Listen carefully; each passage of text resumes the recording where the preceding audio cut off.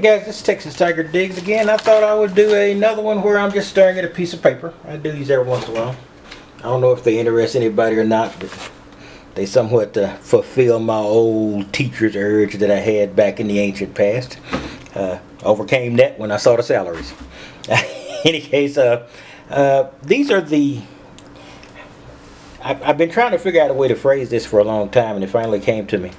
These, in my opinion, are the three kinds of detectorists here. If I could turn it this way, you might be a little bit better. Most of us, and this is the most intelligent and cost-effective of those choices, are specialists. Basically, we go out, we in the editorial sense, you go out, you get one detector, you learn all you can about the detector, and then you use that detector exclusively in all of your hunts. That is the saner and probably the most cost-effective and to some degree the most demanding of the detectorist types. Basically, when you're a specialist, you have your AT Pro, you have your E-Track, or you have your CTX 3030, or any of the other wide variety of various machines all the way up and down the line. And you know that machine so well, you can almost, you can't figure out everything you're digging, but you do have a good idea when you find something good. So you're really aware of what your machine does and what it indicates within the bounds of human fallibility. That's a specialist. The other type of detectorist is a serial detectorist. I've been one of those. Now these are both flavors. The specialist and the serial of flavors are the same type of thing. I have been one of those before as well. In fact, I started as a specialist and I became a serial. Now a serial detectorist, this is not the legal form of serial. This is the idea of you do things in sequence. A serial detectorist, like the detectorist here, which I'll talk about last, has multiple machines. And basically what happens is this particular detectorist leaves the house with the machine he's going to use all day, or the machine he's going to use on a certain area for a certain length of time. But he's just going to stick that one.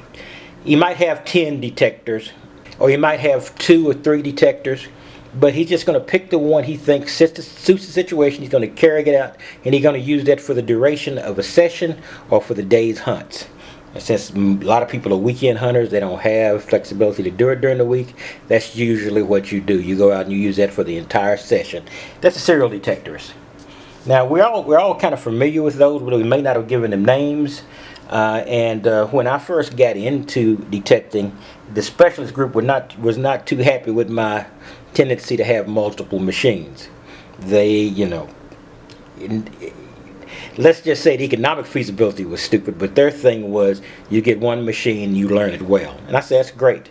I wasn't going to do that because I'm scattered to begin with, and I enjoy the variety, and I like to do tests. I like to have different machines and test them in the environments. Couldn't work for me, but they did make a lot of sense. Now this is what I am, and this is basically what I'm focusing on. I'm a golf bag detectorist. I leave the house with never one, 2, 3, potentially as many as 4 detectors in my car. I take one out. Like the serial detectorist, I decide which one I might need to use that day, and sometimes I use them because I want to make a point. You guys see, sometimes I'll do a AT Pro week or etc. But I will find out what I want for that area, and I will take it out like a serial detectorist. Now the golf bag detectorist is different. If you watch golf, then you know you have a bunch of clubs in your bag, and some of you probably play. If you have this hobby and you play golf, the question is, if you're married, why are you still married? I'm sure that one of those time-consuming hobbies would have to go away. But anyway, a golf bag detectorist will take multiple machines, and he will take a machine out and he will detect with it, and then he will come back and he might just get in his car and drive away like a serial detectorist, or he might just grab another machine, and go right back out. And that's a golf bag detectorist. Golf bag detectorists depend on these things. You must have multiple detectors for these two, at least 2. 2 is fine. And you must carry with the serial. You can carry one with you. In fact, that's required. But a golf bag detector is always going to have 2 with him. And to know if you're a golf bag detectorist, if you have multiple detectors and you go back and you get another detector, when either you don't get the results you want from the other detector, or you just might be tired of it. It just might not be your day for that detector, and you pick up another one, then you're also doing what a golf bag detectorist do. I'll use the golf analogy a little bit further. And back in the old days, there used to be hustlers, and I'm sure there still are, who would pick a club. I can't recall what the club was. It was a club with a flat back face and a curved front face so they could actually putt with it. And they would hustle medium to talented golfers, and they're extraordinarily talented, not really talented, let's say proficient golfers, and they would bet them in a game of chance that they could beat them in so many holes with this one club, and they could do it. They were that good.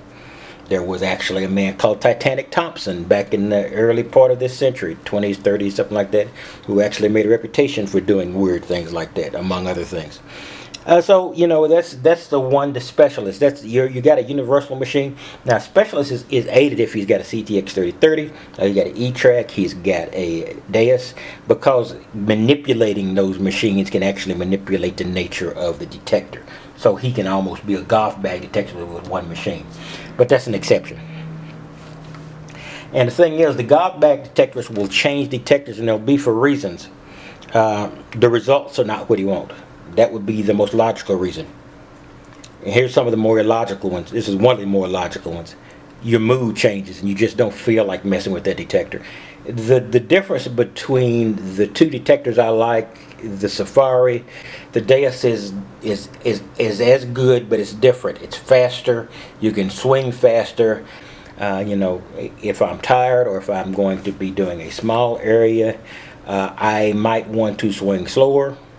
If it's hot and miserable, I might want to swing faster, cover more territory, and then hopefully get some depth. Then that will change. But that's basically what I want to see. So pick your type of detectorist. If you got one machine, you're always going to be this. If you have multiple machines, you can be either this or this, and you can be sometimes this or this, which I am. I sometimes go out with one machine, though rarely. Most of the time, I'm a golf bag detectorist. So you make your choice and you pick your poison.